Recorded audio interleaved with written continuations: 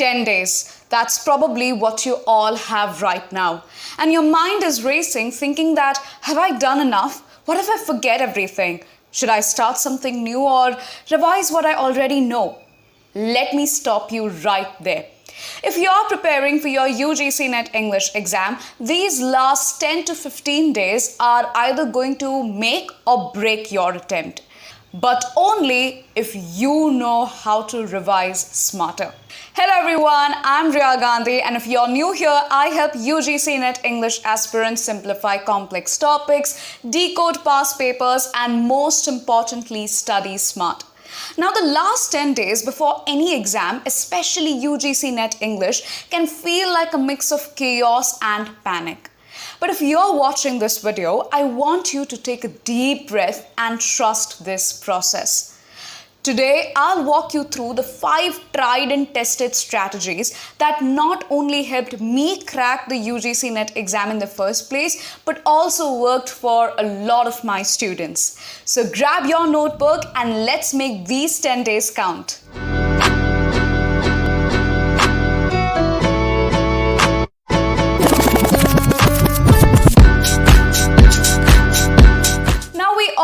That the UGC NET English syllabus is pretty vast, right? It covers extensive topics ranging from British literature, Indian English literature, American literature, literary theories, and so on and so forth. The questions can be asked from everything and anything under the sun, right? Now, under such circumstances, it gets pretty difficult as to what to revise, what not to revise, what to skip, and all of those things. Under such circumstances, you need to follow the first tip, which is the 3-level revision method. So what is this 3-level revision method? Let me explain you with a very quick and simple example. Let's say that you want to learn and revise literary theories for your UGC NET exam. How are you going to do that? By placing this method. Basically, the first level includes that you revise the surface level concepts of these literary theories. So basically, let's say that you want to learn and revise structuralism. The surface level understanding of structuralism would include the major theorists associated with it, like Ferdinand de Saussure, Claude Lévi-Strauss, and up to some extent Roland Barthes. It can also include the time, the years in which structuralism emerged, right? And then we move on to the second level. The second level basically includes the major literary terms often associated with structuralism. So with structuralism, you have terms like sign, signifier, signified, you have long and parole, and all of those terms. With post-structuralism, it includes difference, it includes deconstruction, it includes logocentrism, right? So this will provide you a very comprehensive overview of some of the most popular and frequently asked literary terms associated with the theories. Once you are done revising the key theorists and the major literary terms associated with the theory, you will move on to the third level, which basically includes the main ideas about the theory. You can just mention the bullet points, so then you get a very comprehensive idea about a literary theory. This will help you in actively recalling whatever you had prepared or you had studied over these past months. When you structure your revision in this particular manner, you move from passive reading to active recall, which is one of the most powerful ways to retain information. The second most important tip that you have to keep in mind while revising for your NET exam in the last 10 days is that you do not need to prepare everything. Now, this might sound very counterintuitive, but understand, guys, that it's a game changer. When I say that you do not need to revise everything, I basically mean that prepare and revise your strong points. Let me tell you why. When you sit down to prepare the weak points, when you only focus on your weak points, you're demotivating yourself. You're losing your own confidence in the process. And confidence, apart from all the other things, are extremely important for competitive exams like UGC NET English. So instead of focusing your energy and investing all your time and energy into the weak points, redirect all of that time and energy to your strong points. When you just focus on your strong points, you're sharpening your memory, you're refining your memory. And we all know that UGC NET English exam is one of those exams wherein they test your memory. In addition to not stressing over the weak points, it is also very important for you to understand that this is not the time for you to read new materials, to go over new topics, to explore the things that you hadn't looked at or you hadn't prepared over these past months.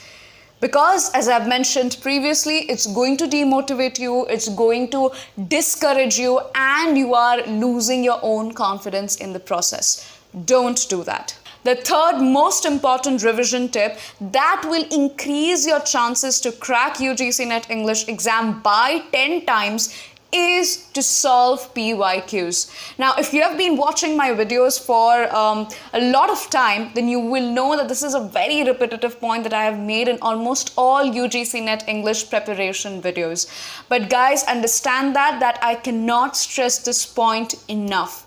Right? Solving PYQs is one of the best ways that you will know what's going to come your way. You will get a comprehensive idea about some of the most frequently asked questions. And not just that, when you solve PYQs, when you give mock tests, you're going to understand where you went wrong. Right? Out of the preparation that you did, out of the reference materials that you read, out of the notes that you made, there were certain points that still need some kind of refinement, right? That still need some more kind of revision. Once you do that, you are going to redirect your time, redirect your focus and energy on all those topics. So you cannot skip on solving PYQs, especially in the last 10 to 12 days. The fourth most important tip that you have to keep in mind for your last week is teach back difficult concepts. Now this one is neuroscience approved, guys. It says that if you can teach it, you truly understand it. A lot of students have problem in understanding complex literary concepts, right? So if you are facing the same situation, then you have to take one tricky concept, one complex literary term, and teach yourself out loud. Be your own teacher, be your own student, right? Maybe record yourself or talk to yourself in a mirror. When you do that, what your brain is going to do is that you're going to simplify the complex concepts. You're going to break it down into understandable bits and pieces. Once you do that, you're going to realize that there are certain gaps which sort of hampered you, which sort of withheld you from completely understanding the concept, and as a result of which you were not able to retain it faster. So when you teach yourself the complex concepts, the tricky concepts out loud, you are helping yourself to retain them better and quicker. This is one of the most effective tips for you to understand literary theories, literary criticism, British literature, especially when their content is extensive and sometimes also very overwhelming. And finally, the fifth most important tip that you have to keep in mind while you are revising for your UGC NET English exam is not to forget paper 1.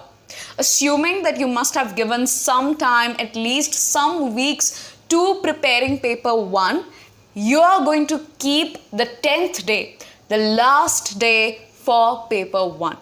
Now, I know that you must be thinking that the syllabus of paper 1 is also quite extensive, right? So there are chapters concerning numerical questions, there are theoretical based concepts, and all of them are quite taxing and also overwhelming. So how am I supposed to revise in just one day? Now, in order to do that, you will have to first of all create an entire list of all the numerical formulas, right? Pertaining to those questions that are often asked in paper 1 of UGC NET English exam. Apart from that, when it comes to the theoretical concepts, you will have to refer to your notes. Assuming that you must have created some extensive notes related to paper 1, it is very, very important to revise paper 1 as well. Because if you look at the previous year question papers, especially paper 1, the theoretical based questions are quite detailed, right? They are quite tough. So don't take paper 1 lightly. Make sure you're creating that entire list of numerical formulas and thoroughly revising from your notes. With this, we now come to the end of our video. Here's a quick recap of the 5 most important tips that you have to keep in mind to revise your complete UGC NET English syllabus in just 10 to 12 days. What are these 5 tips? First, use the 3-level revision method. Second, make sure that you do not revise everything, right? You take into consideration your strong points, your strengths. Third, you have to solve the PYQs. Fourth, teach back to remember. And finally, fifth, make sure that you do not forget paper 1. Remember, the last 10 to 12 days aren't up for cramming, right? They are not for cramming. You do not need to mug up everything, because then you're going to burn yourself out and demotivate yourself. They are there for basically refining, sharpening your memory. Your job now is to basically trust yourself, trust your hard work, trust what you have already studied, revise it with strategy, and walk into that exam hall with clarity and confidence and not confusion. If this video helped you, please don't forget to like, share, and subscribe to my channel for more such content on English literature and UGC NET English exam.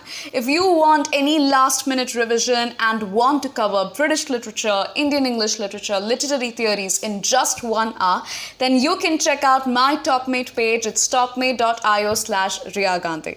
You've got this, guys. See you in the next one.